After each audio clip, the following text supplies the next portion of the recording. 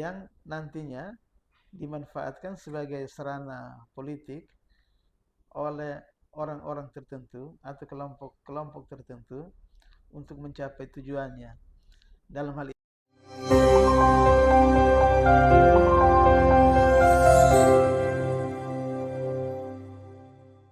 Halo sahabat Bawaslu dimanapun Anda berada, kembali lagi dalam podcast Bawaslu Kabupaten Timur Tengah Utara.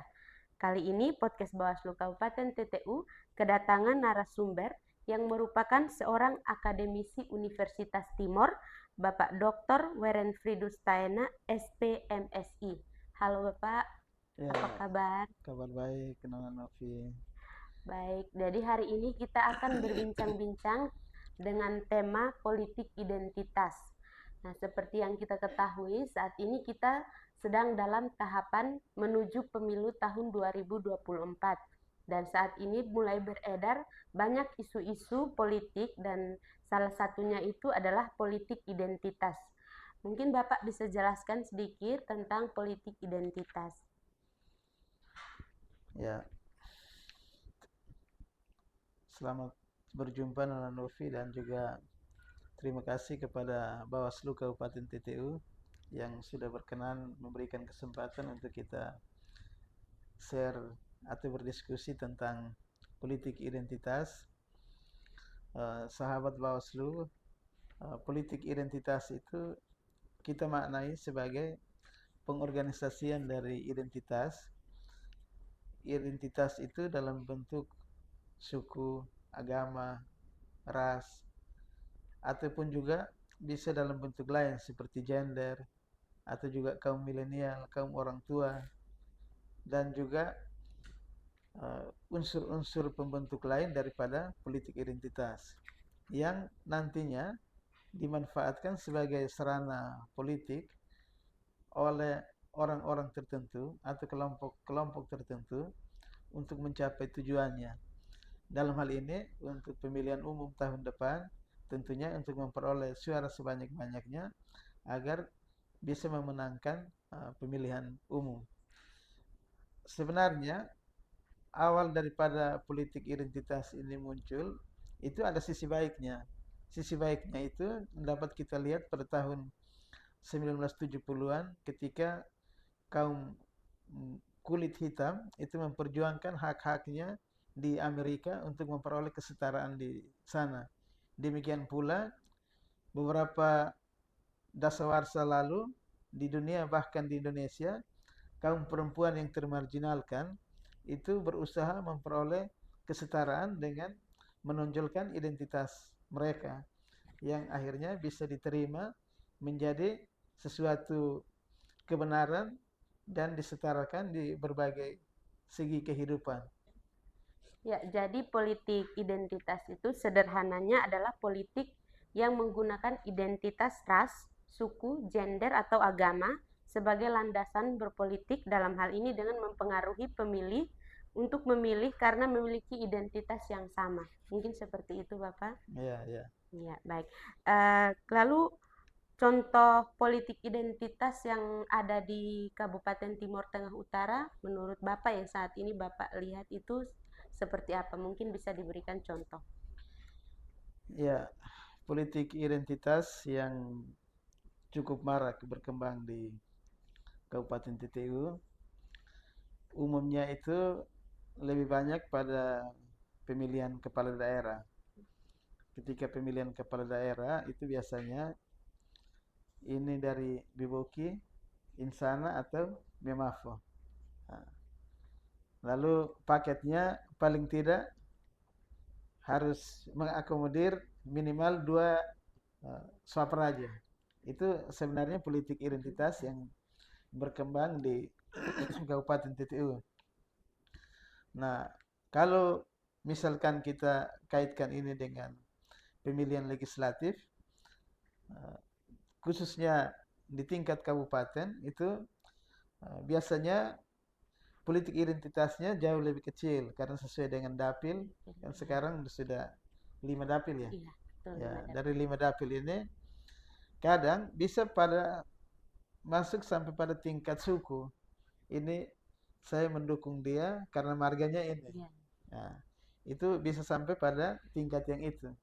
Sebagian sering mengatakan yang penting dia berasal dari kampung saya. Baik ataupun buruk itu urusan lain. Yang penting orang ini terpilih dulu. Kalaupun tidak terpilih, tetap sebagai masyarakat, sebagai pemuda misalkan yang tinggal di sesuatu daerah, pasti lebih memilih karena pertimbangan primordialisme atau sebagai bagian daripada politik identitas.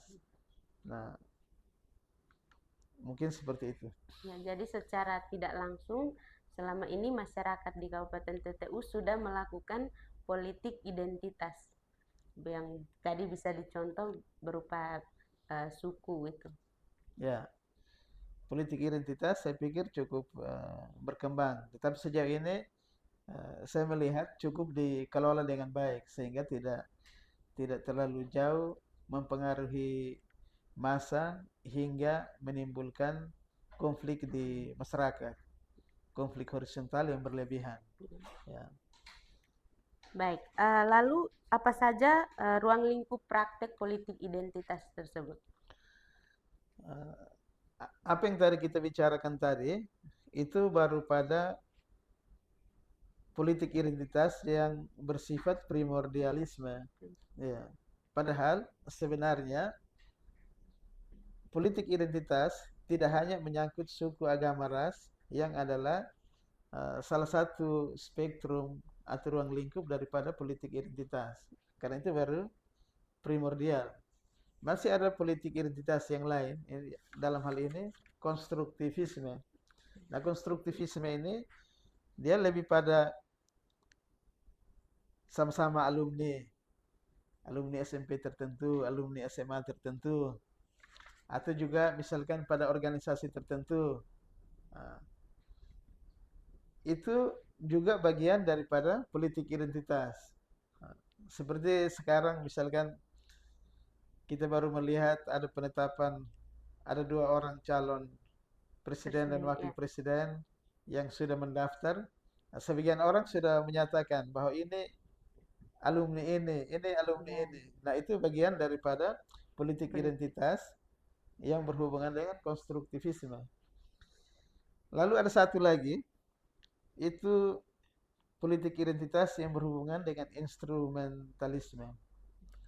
Nah, ini yang biasa dimanfaatkan oleh penguasa menggunakan instrumen-instrumen kekuasaan untuk melanggengkan kekuasaan. Ya, contohnya seperti apa saya tidak perlu menyampaikan. Tapi kita sama-sama tahu situasinya. Terima kasih. Baik, kalau begitu apakah ada keuntungan dan kerugian dari politik identitas ini? Sebenarnya politik identitas tadi saya sampaikan bahwa awalnya itu bermakna ganda, bisa menguntungkan, bisa merugikan. Menguntungkan apabila dimanfaatkan dengan baik. Ada masyarakat-masyarakat yang selama ini mungkin termarginalkan, malah bisa memperoleh kesempatan yang sama untuk bisa menikmati kue pembangunan melalui proses politik. Tetapi kalau tidak dikelola dengan baik, justru itu bisa berdampak negatif. Nah, sekarang untuk yang positif tadi bisa kita tambahkan dulu sebelum kita masuk ke yang negatif. Yang positif, kalau kita lihat dari sudut pandang mereka yang memainkan isu politik identitas, maka yang dimaksudkan adalah mempengaruhi preferensi pemilih, memobilisasi pemilih agar nantinya bisa mengikuti keinginan daripada pihak yang memainkan isu politik identitas, sehingga dengan sendirinya akan memenangkan pemilihan. Lalu negatifnya, kalau tidak dikelola dengan baik, maka kemungkinan akan terjadi konflik. Nah, konflik horizontal, terutama apabila politik identitas yang dimainkan ini malah terdapat dua kelompok yang sepertinya sama kuat, egonya sama, masanya sama, maka kemungkinan itu akan terjadi konflik horizontal dan yang kemungkinan bisa berujung pada disintegritas. Ya, Iya. sementara begitu. Ya, jadi semuanya ada kelebihan dan kekurangan, keuntungan dan kerugian dari politik. Ya, berbicara tentang politik identitas, seperti tadi identitas suku, ras, dan agama, bisa saja rentan terjadi juga adu domba antara suku, ras, dan agama. Nah, apakah politik identitas dan politik adu domba itu ada kesamaan atau berbeda? Ya, politik identitas ini awal kalau tidak dikelola dengan baik maka bisa diadu domba. Jadi kalau kita mau cerita alurnya, setiap orang ini dilahirkan dengan identitas yang berbeda. Itu yang tadi identitas primordial. Saya dilahirkan sebagai suku apa, marganya apa, agamanya apa. Lalu di dalam masyarakat ini banyak orang yang seperti tadi sudah memiliki agama tertentu, suku tertentu, dimanfaatkan oleh para politisi untuk bisa memperoleh suara dengan yang sekarang kita menamakan dia sebagai politik identitas. Nah, apabila pada tingkat tertentu mobilisasi ini tidak dikelola dengan baik, maka setiap orang akan merasa menganggap diri paling benar. Ketika menganggap diri paling benar, dalam tanda kutip dengan sendirinya orang lain atau pihak lain, identitas politik lain itu seolah-olah menjadi tidak benar. Nah, karena itu pada tingkat ini kalau tidak dikelola dengan baik, ada pihak ketiga yang masuk akan mengadu domba kedua belah pihak ini, dan bisa jadi pada saat itu kalau tidak memiliki daya tahan, tidak bisa memfilter dengan baik, maka siap untuk diadu domba dan terjadi konflik. Maka ketika terjadi konflik, disintegritas bangsa menjadi taruhannya. Ya, terima kasih. Iya. Jadi baik, kita berbicara dengan politik identitas, saat ini kita mencoba melihat dari sisi Bapak sebagai akademisi dan dosen. Nah, di kampus di Universitas Timor kan mahasiswa sangat banyak, ada ribuan mahasiswa yang berasal dari berbagai suku, ras, agama, budaya, dari berbagai tempat berkumpul dalam Universitas Timor, dan di situ akan sangat rentan adanya politik identitas, mengingat mahasiswa juga banyak merupakan pemilih pemula. Nah, terhadap hal ini, mungkin Bapak sebagai dosen, bagaimana tanggapan Bapak atas mahasiswa atau pemilih pemula untuk menghadapi politik identitas ini? Ya, pemilih pemula prinsipnya secara umum kalau kita kelompokkan itu ada mahasiswa, ada juga yang mungkin bukan non mahasiswa, ada juga di tingkat SLTA itu tergolong pemilih pemula. Prinsipnya kalau semakin banyak melakukan interaksi yang berbeda suku, berbeda agama, berbeda ras, maka kemungkinan bisa menghindari politik identitas atau bisa meminimalisir politik identitas. Tetapi ketika interaksinya itu hanya berada pada satu ruang identitas, maka kemungkinan bisa menyebabkan terjadi konflik antar identitas politik. Dan karena itu, salah satu solusi yang bisa dilakukan adalah penyadaran politik. Penyadaran politik bagi pemilih. Tetapi menurut saya bukan hanya terbatas pada pemilih, tetapi juga pada mereka yang akan dipilih. Karena kadang yang akan dipilih bersama tim suksesnya yang memainkan politik identitas untuk mempengaruhi orang-orang. Nah, ketika orang-orang masuk dalam situasi itu, justru pemilih pemula menjadi terjebak dalam situasi itu. Nah, mudah-mudahan dengan pendidikan politik nantinya, para pemilih pemula ini tidak terjebak dalam situasi itu, tetapi justru eh, biasanya lebih lebih cair karena umumnya mereka, terutama yang generasi milenial ini, tidak mau terlalu kontaminasi dengan satu suku tertentu, agama tertentu, tetapi umumnya pergaulannya lebih luas, interaksinya lebih fleksibel. Dengan begitu, maka bisa meminimalisir politik identitas pada generasi milenial. Baik, jadi apa Bapak ada kekhawatiran tersendiri tentang praktek politik identitas yang ada saat ini? Kalau praktek politik identitas yang ada saat ini, kalau kita menakar, tetap ada yang berhubungan seperti tadi. Primordialisme itu ada. Yang jadi pemimpin harus dari misalkan suku tertentu, agama tertentu, pastilah. Nah, dalam itu tidak perlu disampaikan pun, umumnya orang selalu menyadari hal itu. Tetapi juga dalam perkembangannya mulai muncul yang tadi, yang konstruktivisme, politik identitas, tetapi bukan hanya primordial lagi, ini harus alumni ini, harus alumni kampus tertentu, harus alumni sekolah tertentu, harus alumni organisasi tertentu. Nah, ini juga mulai perlahan-lahan berkembang. Mudah-mudahan para pengambil kebijakan, para pemilih, dan seluruh stakeholder itu menyadari situasi ini, lalu komunikasi lintas alumni, lintas organisasi itu bisa cair. Dengan begitu, maka politik identitas bisa dihindari.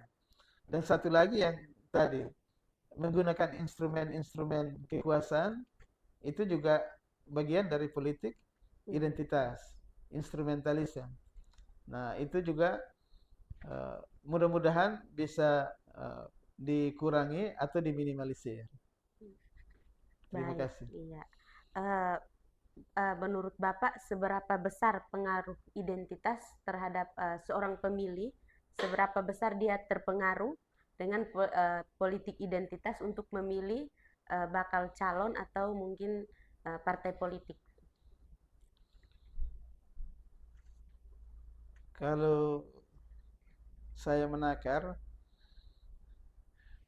pemilih-pemilih ini bisa dikelompokkan ke dalam pemilih yang konvensional.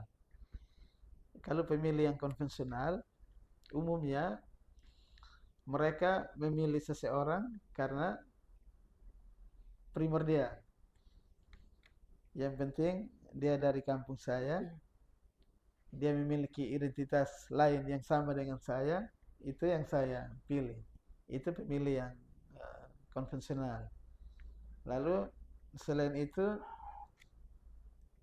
ada pemilih yang sudah mengalami masa transisi, tidak lagi mengandalkan kesamaan identitas primordial, tetapi lebih pada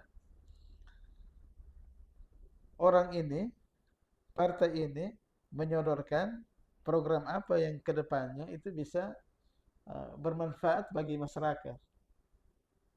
Tetapi karena transisi, maka tetap dari sukunya atau yang memiliki identitas sama, tetapi programnya lebih baik.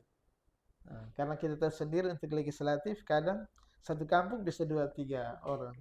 Dan itu biasanya mereka masuk ke tingkatan yang tadi, transisi, mencoba melihat kira-kira ada hal tertentu yang ditawarkan, dijanjikan, atau tidak.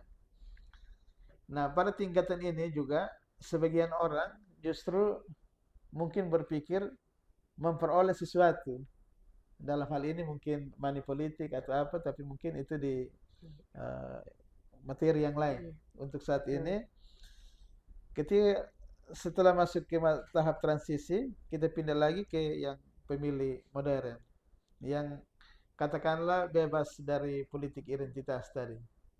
Itu memilih karena orang tertentu, calon tertentu itu memiliki visi, misi, program kerja yang ditawarkan ke depan itu baik. Dan harusnya ini yang menjadi eh, catatan bagi pemilih-pemilih yang milenial atau pemilih-pemilih sekarang, terutama yang tahun 2024 nanti menggunakan hak pilih, agar lebih mengedepankan pilihan pada orang-orang yang menawarkan visi misi dan program kerja yang lebih rasional dan lebih bisa diimplementasikan. Terima kasih. Kalau menurut Bapak pribadi, saat ini masyarakat kita itu sudah ada dalam fase yang mana? Apakah pemilih konvensional, transisi, atau modern? Lebih banyaknya kemana? Kalau penduduk kita kelompokkan ke dalam penduduk yang tinggal di desa dengan di kota. Penduduk di desa umumnya lebih banyak. Karena penduduk di desa, kalau di wilayah TTU, Iya, karena penduduk di desa lebih banyak, maka pemilihnya tetap lebih banyak masih konvensional. Ya. konvensional. Meskipun pada anak-anak muda generasi milenial sudah mulai masuk ke transisi. Ya. Tapi untuk berapa persen angkanya mungkin perlu kajian Perlu yang kajian, iya. mendalam. Tapi rata-rata masyarakat sekarang sudah modern, sudah pola pikirnya sudah terbuka dalam memilih. Untuk masyarakat di kota mungkin, kalau di desa masih konvensional Ya, di desa umumnya. umum. Tetapi tadi saya sampaikan bahwa generasi milenial mulai Iya, perlahan-lahan memasuki masa masih transisi dan juga sebagian sudah modern. Tetapi kalau kita hitung semacam persentase, konvensional masih lebih masih banyak. lebih Ya. baik. Nah, sahabat Bawaslu, tidak terasa kita sudah banyak berbincang-bincang dengan Bapak narasumber kita pada hari ini tentang politik identitas. Namun sebelum kita mengakhiri podcast kita, saya minta kesediaan Bapak untuk menyampaikan pesan kepada masyarakat dan sahabat Bawaslu tentang menghadapi politik identitas dan mempersiapkan diri untuk menghadapi pemilu tahun 2024. Ya, terima kasih Nona Novi dan para sahabat Bawaslu. Demokrasi itu menghargai perbedaan. Kita tahu bahwa bangsa kita ini berbeda-beda tetapi tetap satu. Atau yang biasa kita kenal dengan Bhinneka Tunggal Ika. Setiap orang memiliki identitas tertentu yang pada masa-masa seperti ini, sebagian orang akan memanfaatkan itu menjadi politik identitas. Yang nantinya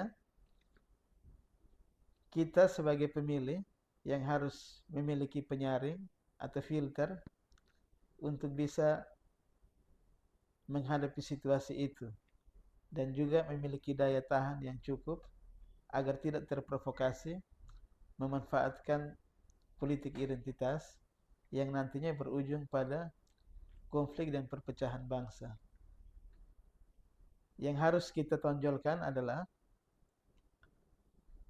sebagai pemilih kita wajib mencermati penyampaian visi, misi dan program kerja dari setiap calon yang nanti akan kita pilih. Sebaliknya pun bagi mereka yang akan bertarung wajib untuk menyampaikan visi, misi dan program kerja sebagai cara yang paling ampuh untuk mempengaruhi pemilih, bukan memanfaatkan politik identitas untuk kepentingannya. Kita semua diharapkan untuk tetap menjadi sebuah bangsa yang rukun dan damai. Terima kasih kepada Bapak atas pesannya kepada masyarakat dan terima kasih juga telah meluangkan waktu untuk hadir dan berbincang dalam podcast hari ini. Terima kasih. Terima kasih. Ya. Dan sahabat Bawaslu, dengan demikian podcast Bawaslu Kabupaten Timur Tengah Utara telah selesai dan sampai jumpa dalam podcast-podcast selanjutnya. Bersama rakyat, awasi pemilu. Bersama Bawaslu, tegakkan keadilan pemilu.